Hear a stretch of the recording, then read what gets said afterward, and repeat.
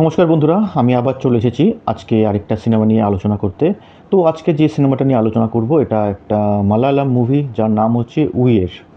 সিনেমাটাতে অভিনয় করেছেন রোশন ম্যাথিউ। তো গল্পের ব্যাপারে ছোট্ট করে যদি বলি, রোশন ম্যাথিউ একজন পুলিশ অফিসার। তার এরিয়াতে একটা ডেড বডি পাওয়া যাচ্ছে। এবার এই ডেড বডি ইনভেস্টিগেশন করতে করতে ব্যাপারটা কোন দিকে টার্ন নিচ্ছে এই নিয়ে হচ্ছে সিনেমাটা। তো দেখুন, কিছু কিছু সিনেমা থাকে যেই সিনেমাগুলো শেষ হওয়ার পরেও আমাদের মনে একটা রেশ ভীষণভাবে রেখে যায়, যাই বলেন না কেন। এই মুভিটা কিন্তু সেই ধরনের মুভির জোনে পড়ে। সিনেমাটাতে যেমন দেখাচ্ছে যে রোশন ম্যাথিউ একটা মার্ডার ইনভেস্টিগেশন করছে, যেটাকে প্রথমে সুইসাইড বলে মনে হচ্ছিল। সেখানে করতে গিয়ে সে কালপ্রিটকে ধরছে, মানে খুব ইজিলিভাবে সব কিছু ইনভেস্টিগেশন হচ্ছে।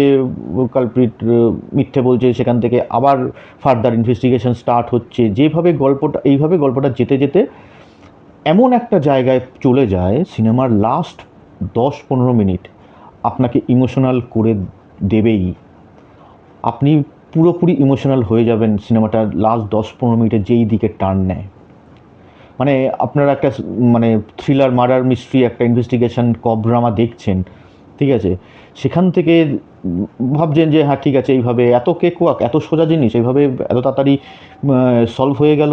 কিন্তু না, ওখানে কিন্তু সিনেমাটা শেষ নয়। তারপরে ইনভেস্টিগেশনটা যেদিকে যাচ্ছে এবং যা ফাইন্ডিংস উঠে আসছে, ঠিক আছে, সেই জিনিসটা কিন্তু আপনাকে ভীষণভাবে টাচ করবে, ইমোশনালি আপনাকে টাচ করতে বাধ্য। তো মানে সিনেমাটা দেখতে দেখতে আপনি যখন ক্লাইম্যাক্সের দিকে যাবেন, তখন মনে হবে যে যে যে রোশন ম্যাথিউর যে ক্যারেক্টারটা, সে যা খুঁজতে গেছে, যা ইনভেস্টিগেশন করতে গেছে একটা জায়গায়, সে যেন খালি হাতে না ফেরে। সে যেন ওখান থেকে সাকসেসফুল হয়েই আবার ফিরে আসে তার নিজের পুলিশ স্টেশনে। মানে আপনি ক্যারেক্টারটার জন্য প্রে করবেন যে হ্যাঁ ওনাকে সাকসেসফুল করে দাও, ওনাকে ওনাকে পাইয়ে দাও উনি যা খুঁজতে চাইছেন। কারণ স্ক্রিন প্লেটা এমন লেভেলে আপনার সাথে হুক হয়ে থাকবে। তো সিনেমাটা শুরু হচ্ছে একটা ইনভেস্টিগেশন ড্রামা, কপ ড্রামা দিয়ে শুরু হচ্ছে। যেতে যেতে জোন চেঞ্জ করে হঠাৎ করে এটা একটা ইমোশনাল দিকে টার্ন নিচ্ছে। এই যে এত সুন্দর একটা স্ক্রিন প্লে রাইটিং এখানে হয়েছে, এখানে যে স্ক্রিন প্লে রাইটার, তার প্রশংসা এখানে করতেই হয়, ঠিক আছে? তো এই উইয়ের মুভিটা, এটা হিন্দি ডাবে আই থিঙ্ক জিও প্লাস হটস্টারে অ্যাভেলেবেল আছে। তো আপনারা যারা দেখেননি তারা না ভুলেও এই সিনেমাটা মিস করবেন না। আমি হাইলি রেকমেন্ড করছি, আপনারা অবশ্যই এই মুভিটা দেখুন।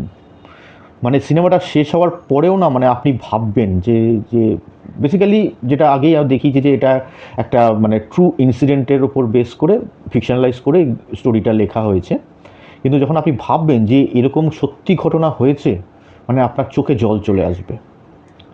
তো ওভারঅল উইয়ের মুভিটা খুব দারুণ একটা সিনেমা, খুব দারুণ একটা মালায়ালাম জোনের মুভি, ঠিক আছে? তো আপনারা দেখেননি তাদেরকে আমি বলবো অবশ্যই এই মুভিটা দেখুন।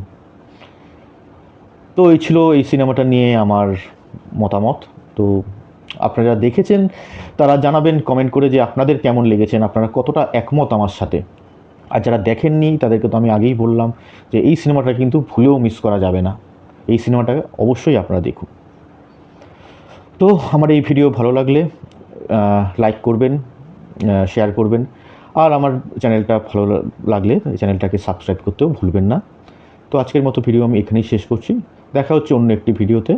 ভালো থাকবেন।